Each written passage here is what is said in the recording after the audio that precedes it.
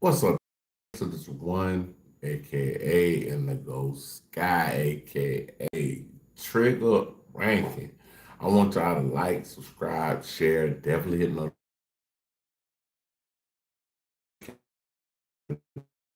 like, follow me on any other platform. Everything's channel. With that being said, let's get this show on the road. You are watching a master at work. We gotta cut the speaker on. My bad, y'all. Gotta cut the speaker on. Give me a second.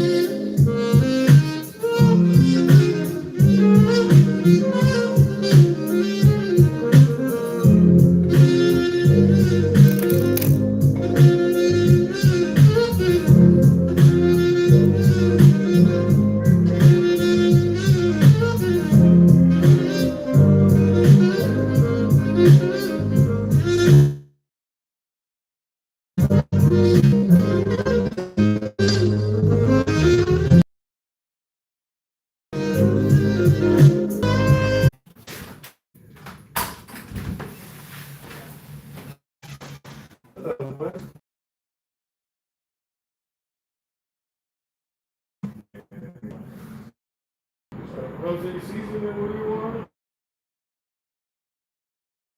No. I already got seasoning on. Okay, well,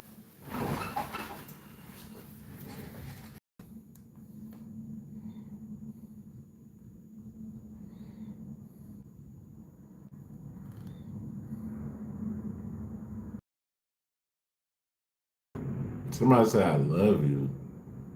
That was not the case. I'll get to it in a second. Remember what also happened last week? The LAPD, the PIO,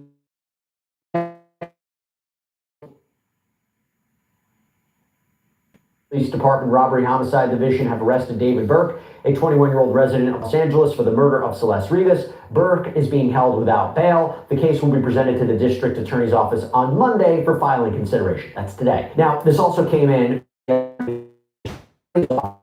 Decision has been made. So you hear that language and you wonder, again, were they on the same page?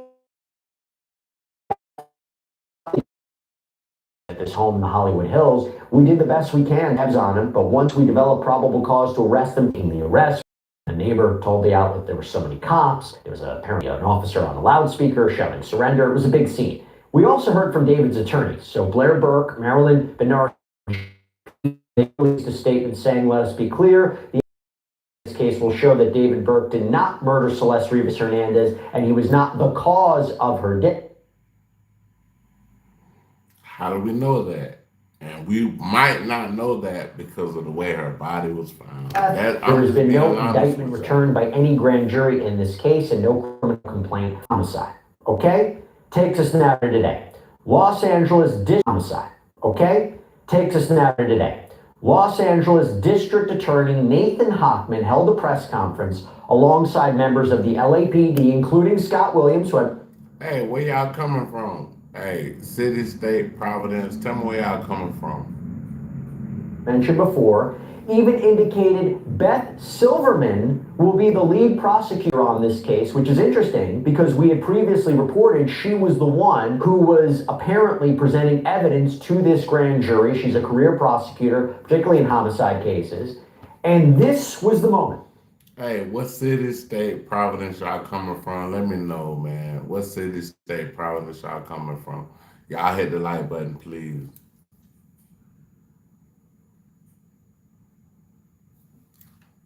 After 7 months, when Nathan Hochman announced the charging decision for David Anthony Burke. David.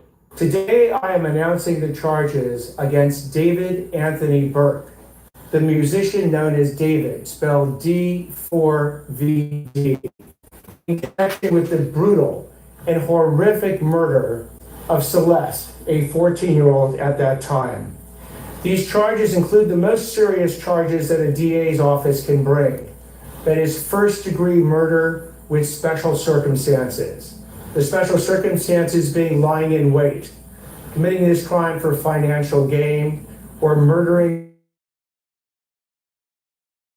These special circumstances carry with it, along with the first-degree murder charge, a maximum sentence of or the death penalty. The determination on whether or not the district attorney's office time. Before I get into the actual charges, and there are additional charges against Mr. Burke, including continuous sexual acts, lewd and lascivious sexual acts with an individual under 14 years old, and mutilating a human remains of a body. I get into the description of these charges and their seriousness. I want to look at this as a parent. I am a parent of 3 children, and a parent's nightmare is a situation where your daughter goes out one night and never comes back. As we will show in a court of law, and what I also want to make sure about that the understanding of these charges is clear, is my description of these charges is not evidence that we are going to present in court. These charges, in fact, will not be evidence in the court. Evidence will be the witness testimony, the documents, and different types of admissible testimony that we will admit into court in the prosecution, and if it leads to the eventual trial of Mr. Burke, to convince a jury of 12 people beyond a reasonable doubt that each and every one of these charges is true, as well as the special allegations and circumstances that have been alleged. Okay, first of all, we suspected that David would be charged with murder after that was what he was arrested for, and in other court documents that came out a couple months ago, we know that he was being investigated for murder. But first-degree murder with special circumstances? Lying in wait to kill? Murdering a witness as part of an investigation? Murdering for financial gain? And now facing the possibility of the death penalty, even though it's my understanding there's a moratorium on executions in California. That is a huge deal. And in a minute, we're going to get to the reasons the DA believes that it's reportedly showed that. But what we're seeing are different alternative theories of how to charge here.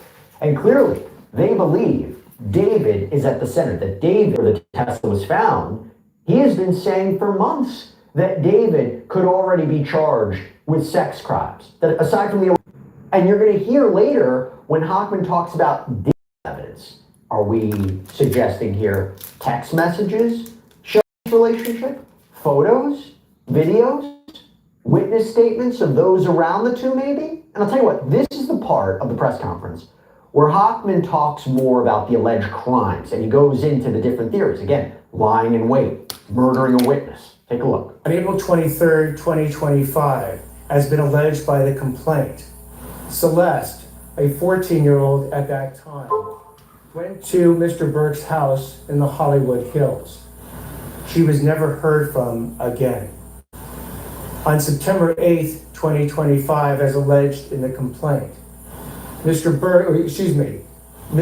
Celeste's remains, her dismembered and decomposed remains, were found in 2 bags inside of a front trunk of a car registered to Mr. Burke. Thereafter began an investigation.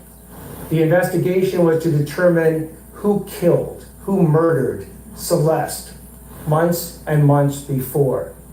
That investigation was carried out in unison and in partnership between the LAPD's Robbery Homicide Division and the District Attorney's Office. At every point in the investigation, through the arrest and the filing of charges, the LAPD and the District Attorney's Office have worked in lockstep. There's been no disagreements amongst into these charges today. So what you have as well with these charges is that, again, there are three sets of charges that have been brought. The first degree murder with special circumstances, and again, particular night. The third charge, particular night. The third charge, in addition to lying in wait and for financial gain, is in this particular case, as the evidence will come out in court, the witness to the investigation was Celeste.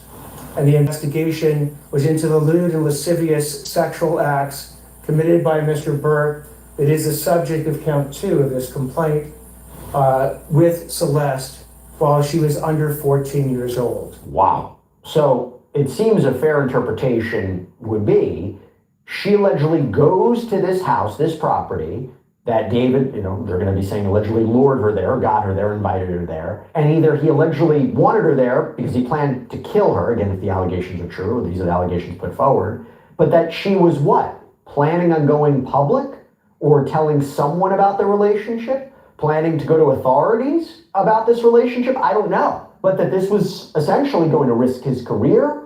So he allegedly kills her to keep her quiet, make sure his album, his endorsements, his tour wouldn't be affected. I'm wondering if that's going to be the argument. I wonder if that's going to be the theory of the case. And I assume that's going to be the argument. Now, how that intent based on the circumstances and timing of this alleged killing, text messages, we shall see.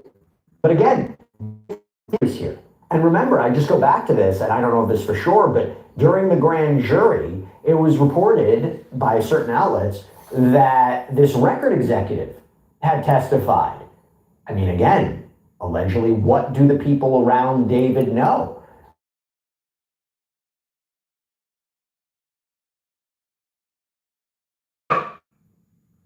What did they communicate to him about his career, about his finances? Just things I'm thinking about right now. And then I had the chance to meet with some of the family members of Celeste, and their grief is incalculable as to what happened to their daughter. What they have demanded, what we have assured them that the district attorney's office working with LAPD would give them is the idea a reasonable doubt on who killed their daughter, on how their daughter was killed, when their daughter was killed, and bring that killer to justice. That killer that we've now charged is David Anthony Burke. Now, at one point, Nathan Hochman brings on LAPD Chief of Police Jim McDonald, who not only talks more about the investigation, but also addresses the frustration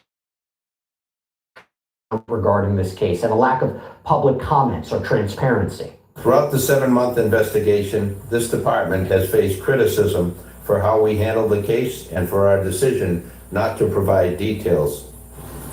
I want to be clear about something. My duty is not to fuel speculation, it's to deliver justice, and that requires patience and discipline on everybody's part. This investigation was driven by a single purpose: to secure justice for Celeste Rivas and for those who loved her. We had to be certain that nothing we did or said would ever jeopardize this case. Ms. Rivas was a reported runaway from Riverside County. During the course of our investigation, detectives learned that she had been involved in a sexual relationship with Mr. Burke when he was an adult. On April 23rd, 2025, Ms. Rivas arrived at Mr. Burke's home in the Hollywood Hills. That's the last time she was known to be alive.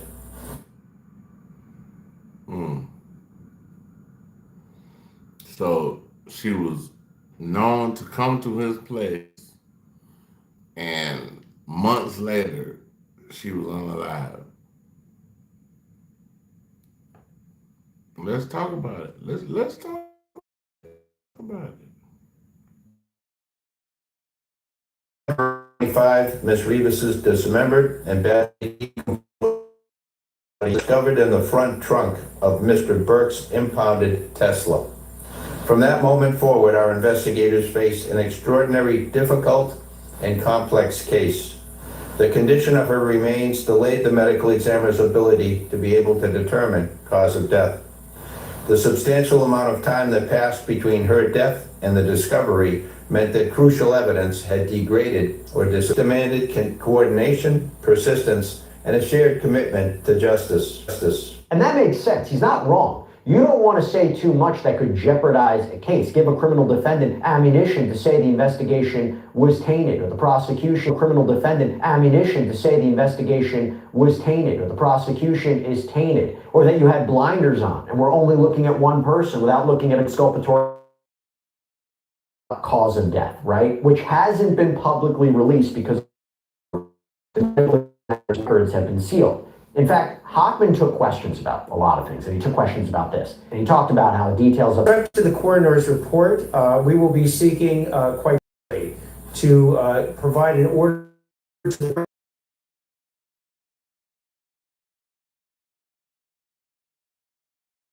how you analyze that when you're dealing with reportedly... So could they be able to determine, let's say, asphyxiation or poisoning or blunt force trauma or gunshot wound? And I don't even want to think about this, but is the cause of death the alleged dismemberment? And by the way, you heard the defense attorney say he's not the cause of death. Is that because they have their of Celeste's death? And Hochman was asked, why did it take so long to make an arrest here, given, again, the body was allegedly found in David's car, and you look at the state ratio witness account. We can't put point for killing someone. You can go through the very rigorous and thorough investigation to look at all the digital and forensic evidence. You have to speak with witnesses, often who are... So again, it's a type of case that you...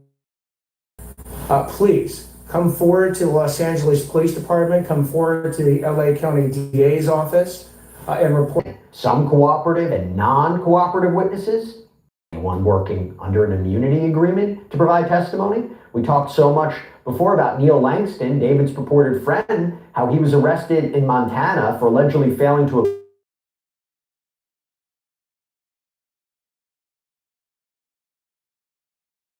40 minutes. That's the case. I can't say for sure. Neil Langston did not come up today. Now, according to Hochman, the investigation is ongoing. They believe they have a strong case because of the totality of the evidence that was obtained by the LAPD robbery homicide unit. They talk about the work that the DA's office has done. They believe they can prove these charges, the special allegations, the special circumstances. And this is where Nathan Hochman discusses whether any individuals or we're going to take any other actions. Know about them if we do, but at this point I'm not commenting. Do you believe that you know how she was killed beyond it being homicide? The actual cause of death? The court report will be released shortly because it is not current. Not that, if you won't say what it was, but determine how she was killed beyond it being homicide. The coroner has made a determination on how. Well, we know she wasn't pregnant. We know that much.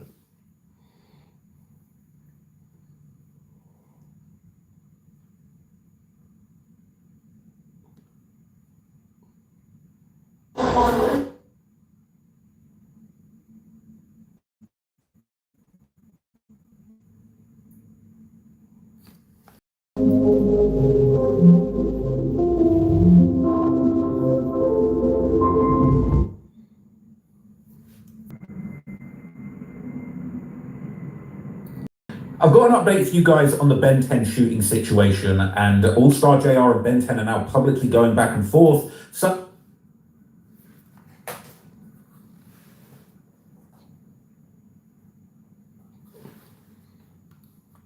Let's go.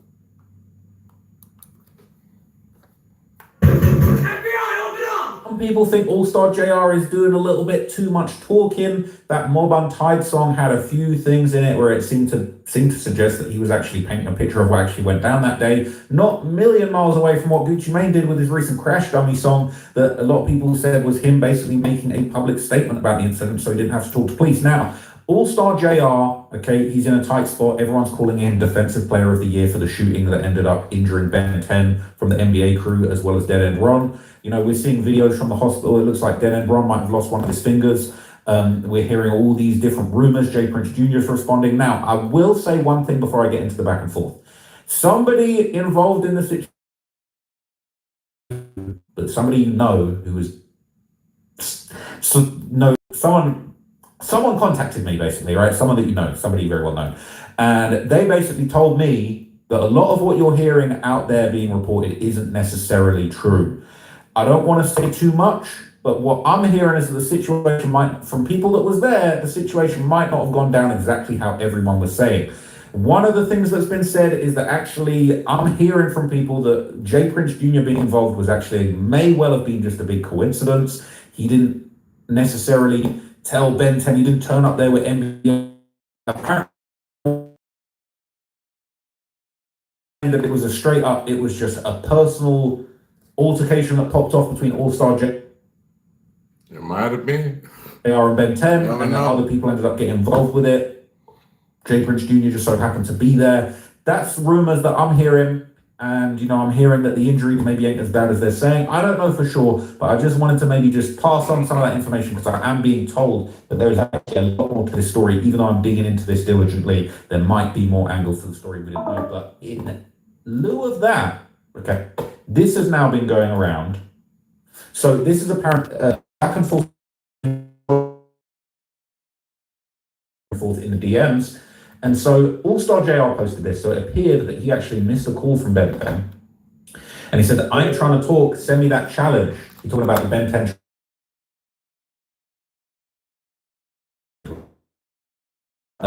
But anyway, Ben 10 replied, he said, oh, you really a bitch? And then he posted a photo. We don't know what photo that is. And JR responded, he said, says the dude in the hospital full of bullets. And then Ben 10 said, you pick up the phone, pick up. You know I ain't full of no effing bullets. And they said, well, duh, bitch, you've been in the hospital 100 days. And Ben 10 just responded, for sure. And then All-Star JR said, you wipe that spit off your pussy-ass face. How it feel that everybody left your bum-ass bitch-ass to die? Dude, you ain't cut, you a bum-ass doughboy. And then he added this caption. He said, what's crazy was I didn't tell y'all I spit on the goofy after he got flamed. Thick ass neck brace. Did you get popped or and get in a 10-car pileup? I ain't doing your interview, bro. It's over. So this is pretty crazy. And it's been going viral in the subreddits. This is. Hey, I might have to come back